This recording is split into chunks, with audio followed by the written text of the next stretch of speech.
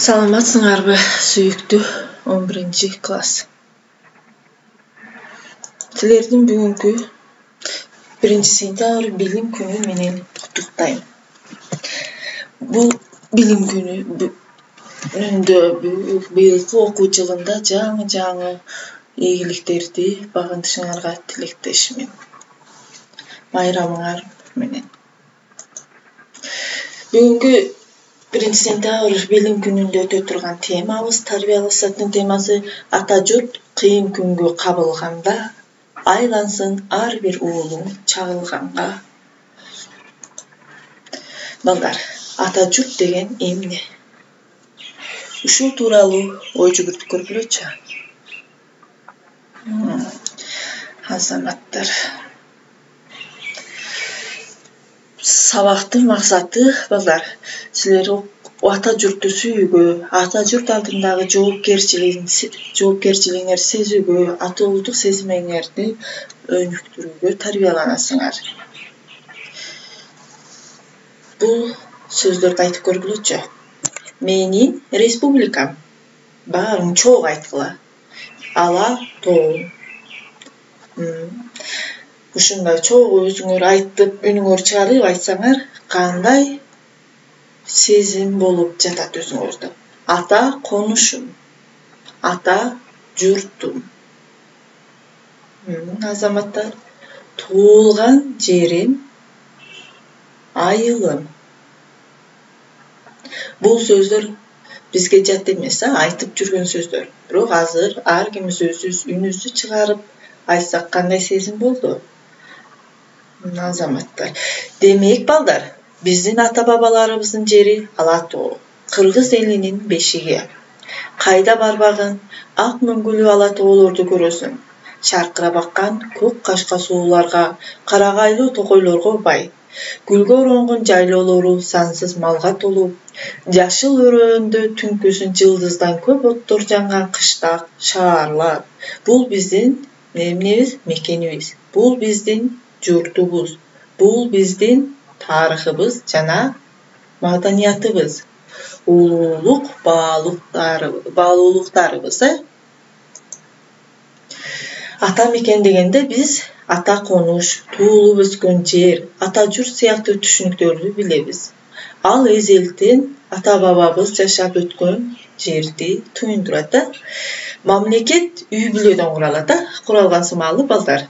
Ата журттагы ар бир адамдын туулуп өскөн жеринен, силер туулуп өскөн айылыңар, ушул жериңер. Башкача айтканда, кичи ата мекениңнен түзүлөт. Кичи мекен бул биз төрөлгөн жер. Биздин ата-энелерибиз азыр жашап жаткан жер кичи мекенибиз. Ата-бабаларыбыз жашап өткөн жер бул биздин мекенибиз экен.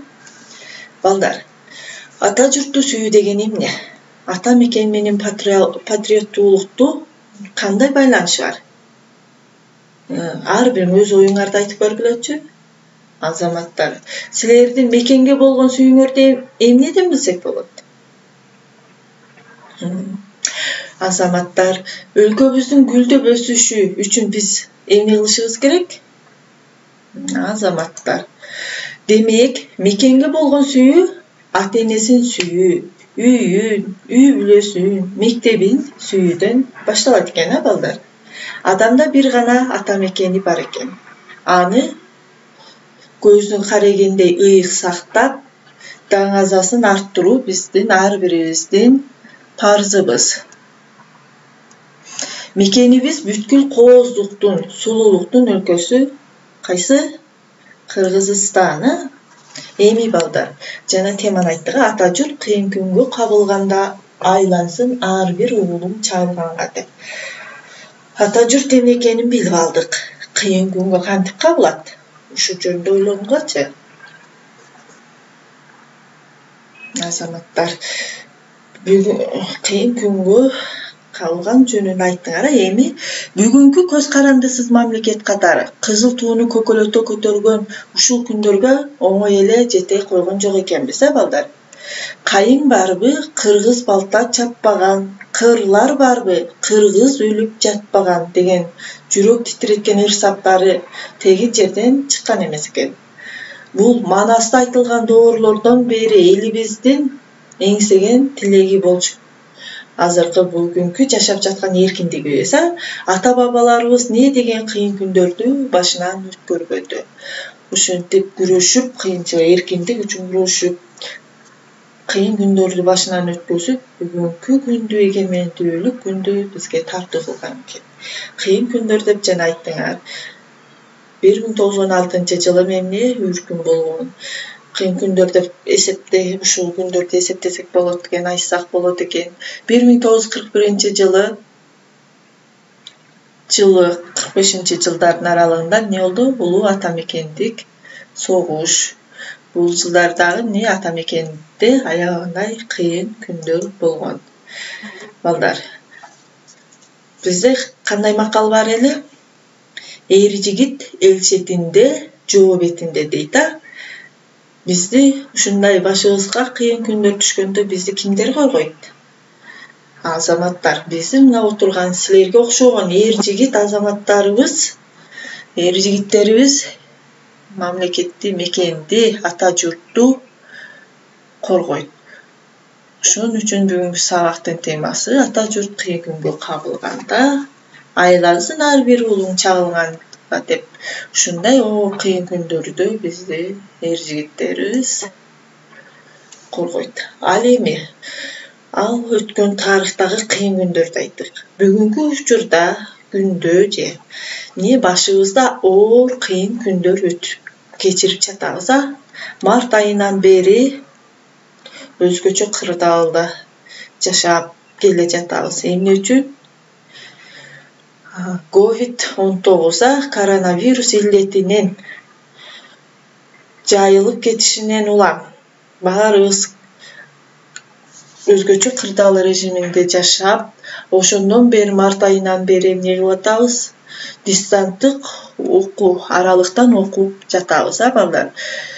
Тилекке каршы сентябрда дагы бүгүнкү майрам күнүндө да мектепке бара албай, аралыктан окуп жатабыз. Ушул кыйын күн деп бүгүнкү күндү айтсак дагы болот экен. Башыбыздан өткөзүп, оор илдет менен күрөшүп жаткан мекенибиздеги кыйын күндү айтсак болот. Баарыбызга эле белгилүү, балдар. Бул кыйын күндө эмне болдук? Кыйын күндө чет жерде жүргөн мекендештерибиз, өз жерибизде жашап жаткан мекендештерибиз баары колунан келишинче жардамдарын аябай, ата журт үчүн, мекен үчүн аябагандай колунан келген мүмкүнчүлүктөрүн, жардамдарын берип жатат. Мына сүрөттөрдө көргөндөй эле бири колунан келген акчасын топтоп, дары-дармектерди, кычкылтык концентраторун, стационардык бөлүктөрдү ачышты. Аябагандай оор күндөрдү башыбыздан кечирдик. Дагы деле кечирип жатабыз. Тамак аштарын ким эмне колунан келсе ошолорду жардам берип.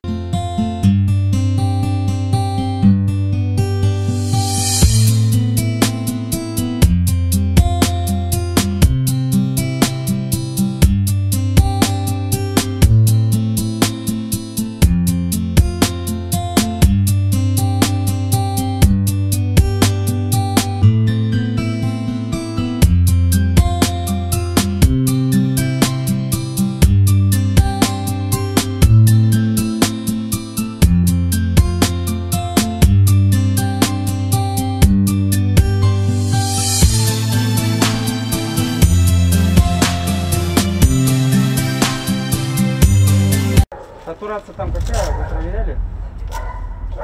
Все поняли, выезжаем. Муну азыр скорыйга алып барып беребиз. Себеби дегенде муногу аппарат машинаден иштебейт. Именно ошол үйүнөн баштап больницага жеткичекти ушул кислородный подушка менен дем алат адам. Все, выезжай, быстро. Давай. Эй, подушка, давай, бус. Скотч. Я. Скотч. Скотч, нет, не остался по дороге. Да, по дороге возьмите. А мен айтып ты пускай купят, дай вопрос. Все хорошо. А тебе бешик, давай. Группа, жазып, геологация, читат. Вперед, вперед, тезірек. Брус, ертерек, екі аппарат читат проект. Давай, чықпай қоймақ, что чықпай. Біз только в крайнем случае ушинтеле катуу айдап алсак. негизи закона послушный эле айдаганга аракет кылабыз Потерян да. сигнал GPS. Негизи мында кээ бир учурда эрежени бузуп өтүп кеткенге деле туура келеби? Туура келет.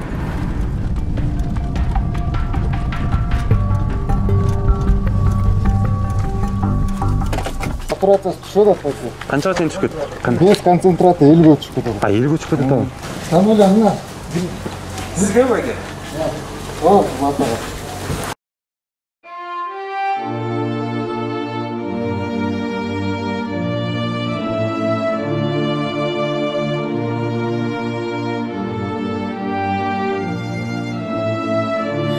Күндагы бүркүлдү адамдын кабагындай турмушуң үзүлөр алманын сабагындай кыргызым айлаба күн тиер сагада намыстуу эр чыгат буйру сабактыңа айлаба кыргызым өксөрбөй тересең азап күндөн алып чыгат буйруса ул кызың базарда көр турмуш кыйналдың сен бир укмуш күдөрүң үзбөчү болор чоң бурулуш ыйлаба кыргызым кеми бейтересең азап күндөн алып чыгат буйруса ул кызың демиңе дем берем мукамдуур менен тирүүлүк дөңүндө жашаймын эл менен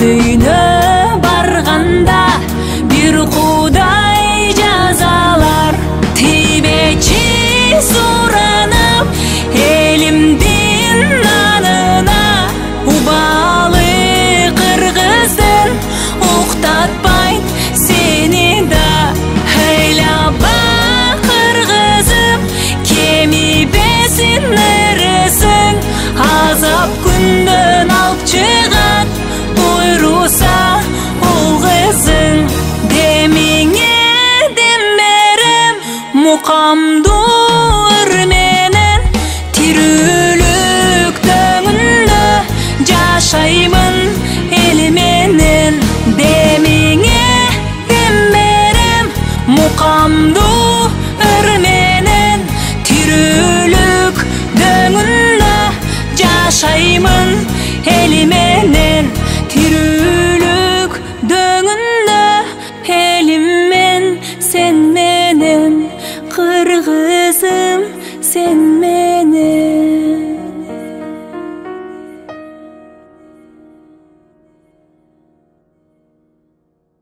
билбиресиң желегиң бийиктерден бийиктерге учалы көкүрөктү намысты бек туталы деген ырсаптары менен бүгүнкү сабакты аяктап жатып балдар үйгө тапшырма силерге Кыргызстандын келечегин кандай элестетем деген эссе жазасыңар. Ушуну менен балдар 1-сентябрь билим күнүнө карата атажурт кыйын күнгө кабылганда айлансын ар бир уулуң чагылганга аттуу сабагыбызды аяктайбыз. Саламатта болгула. Жаңы башталган окуу жылыңар силерге билим, илим жана тарбиядагы жаңы ийгиликтерди берсин.